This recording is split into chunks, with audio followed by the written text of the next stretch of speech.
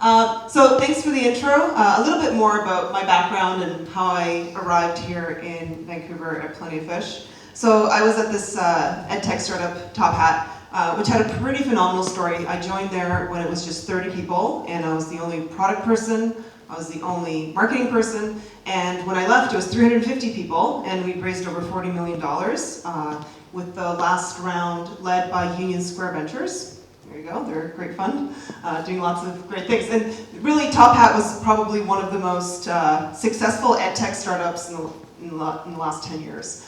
So it was really an amazing thing to be part of.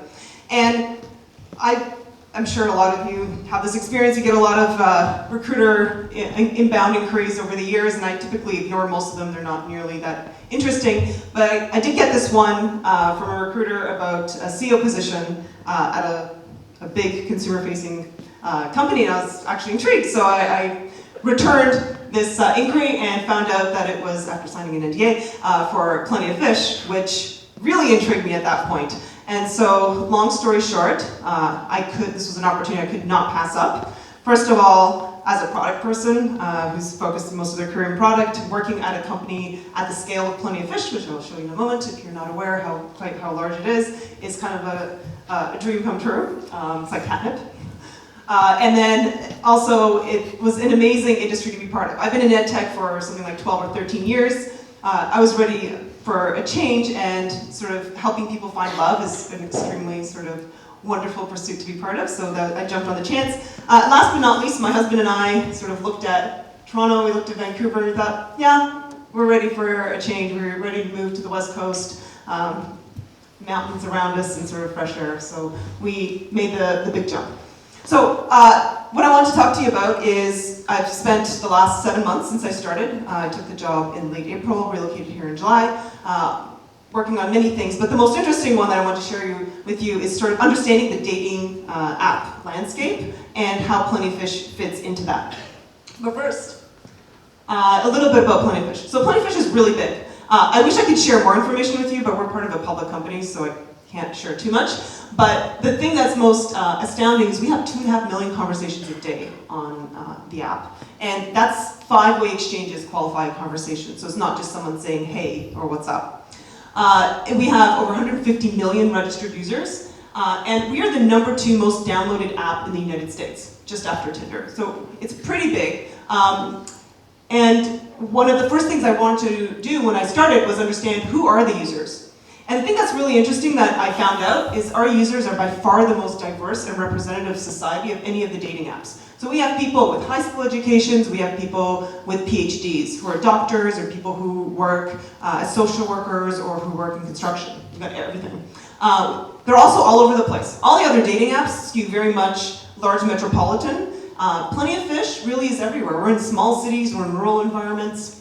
And then we have pretty healthy representation across a lot of different age groups as well. So we do skew a little bit more in the 35 to 45 age range, but we have younger people, we have older people as well. So all of this comes to sort of like, how did Plenty of Fish become so successful? What was the secret to its success? And if you look back to its founding by Marcus back in 2003, it's pretty clear. There were other dating apps out there, but they were not free, and Plenty of Fish was free. And so it grew through a lot of word of mouth, and it was really successful. Like, how many people here know someone or met someone on Plenty of Fish? Pretty good. It's like that when I tell people on an airplane that I work at Plenty of Fish, everyone's like, my sister met her husband, or something like that. I get tons of stories where they ask me for dating tips, one or the other. However, today, it's no longer that unique. So this is a real challenge, right? There's lots of different apps that are free, and Plenty of Fish today is a freemium model as well. So, what is it that brings people to Plenty of Fish? And so what we ended up doing is going through a pretty extensive study where we talked to over 50 people in long 1-hour conversations, mostly in person, and try to understand what ties all these diverse people together in rural Wisconsin all the way to LA, doctors to Walmart greeters. And the thing that really ties all these people together is they feel that these other apps out there are extremely intimidating and high pressure.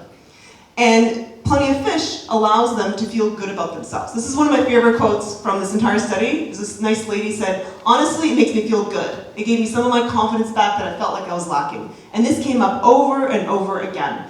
Dating is extremely emotionally fraught, and it's really hard to put yourself out there, and other dating apps really make this harder.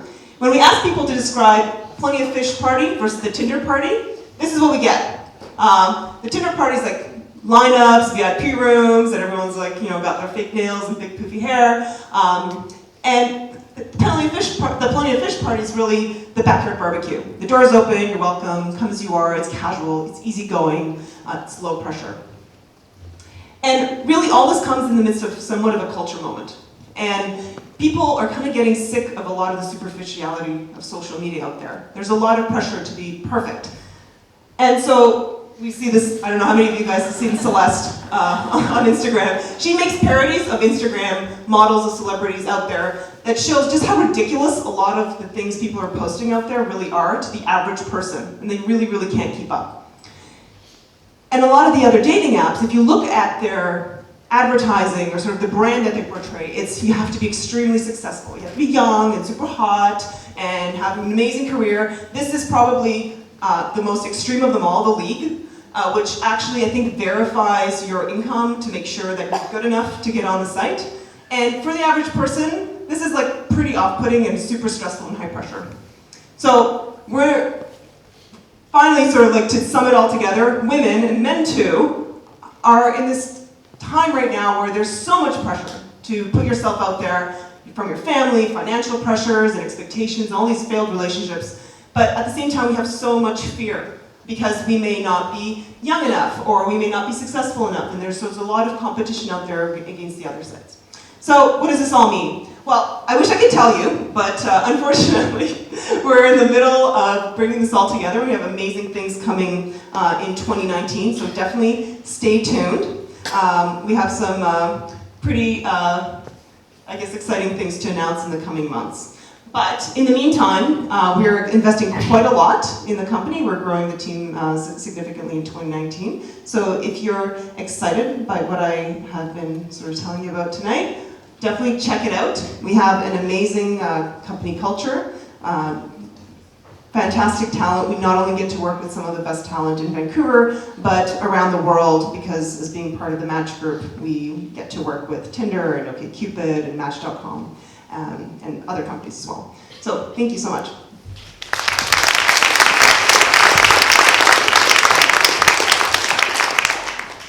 Did you guys notice it has office snack wall? I might have to apply. It's really impressive. Yeah. Does anyone have questions?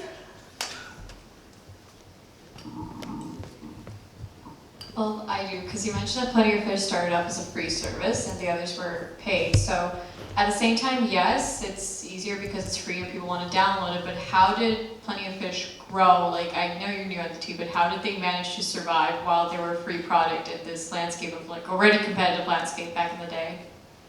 Well, the company lore goes such as this, so I will repeat what I have been told. That Marcus basically ran this out of his apartment for the first 5 years, and it was just one guy.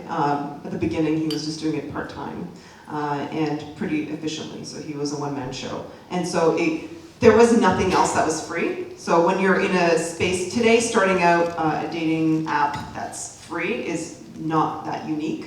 That's how everybody else starts out. So it's a lot tougher. But back then, it was pretty much the only larger free offering. And so it was organic, a lot of SEO, like smart things that he did along the way there. And that just grew very slowly over time. Okay, thank you.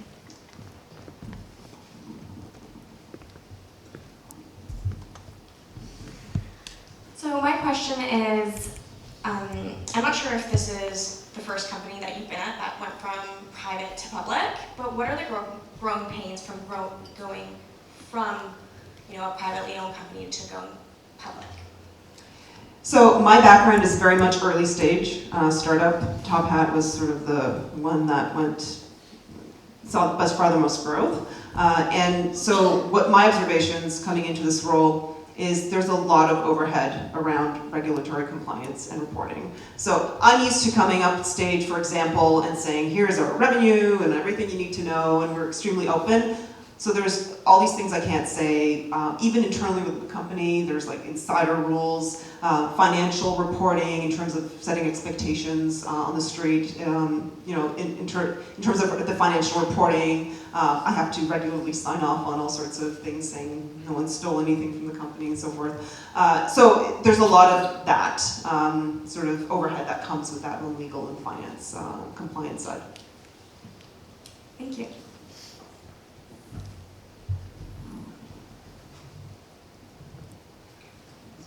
Hi, so what steps are you taking today to keep like fake profiles, spammers like at bay, or are there any new steps which are being taken on the security side, being like now the basic problems of these? Yeah, that's a very big focus of mine since I started. So I would say a good 50% of our engineering product resources are devoted to this problem at this point. It's a difficult problem for a number of reasons. The biggest one is we're the only remaining large site that has open messaging at this point. So it makes it very attractive for spammers. So it's more difficult for us to address than I would say some of the other sites with double opt-in, like Tinder, Bumble, and OkCupid now too.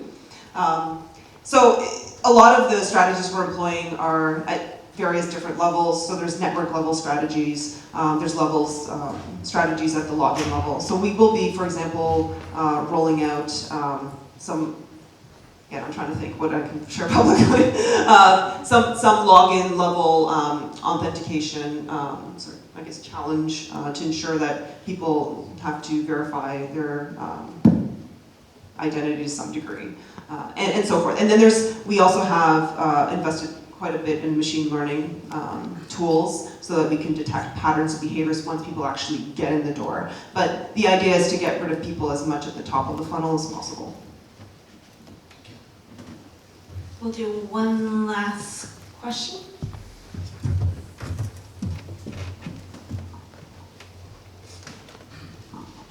I'm curious what you're ultimately trying to pursue.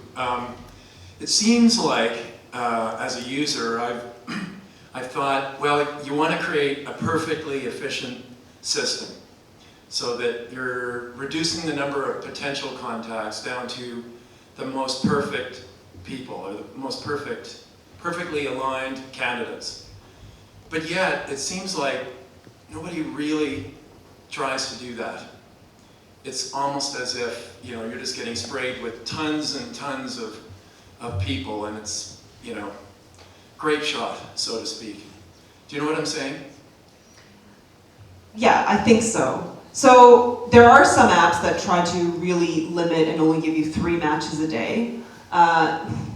Ultimately, I guess my belief that an algorithm can understand the nuances of attraction based on just some profile information that you fill out, or even some like matching type tests that you complete, is limited.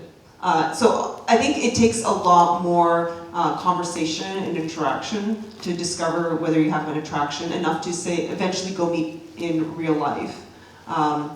It's almost like the analogy, like, do you want to go and try to discover the right person for you by going on many, many dates, or do you want your parents just to pick someone for you and just go with that, right? So I think most people rather explore and try to figure out what works for them. So the algorithms can only be so smart, and you still need to give people enough freedom to sort of narrow that down and explore their own way. So as a user that continues to participate, are you getting smarter on that individual user so that you can more precisely align them with somebody else? Is that a goal of yours, or is it secondary to some other pursuit? It is one of our primary goals. So, I mean, that's one of our core objectives in the next year, is to continuously improve the matching algorithms as part of the product.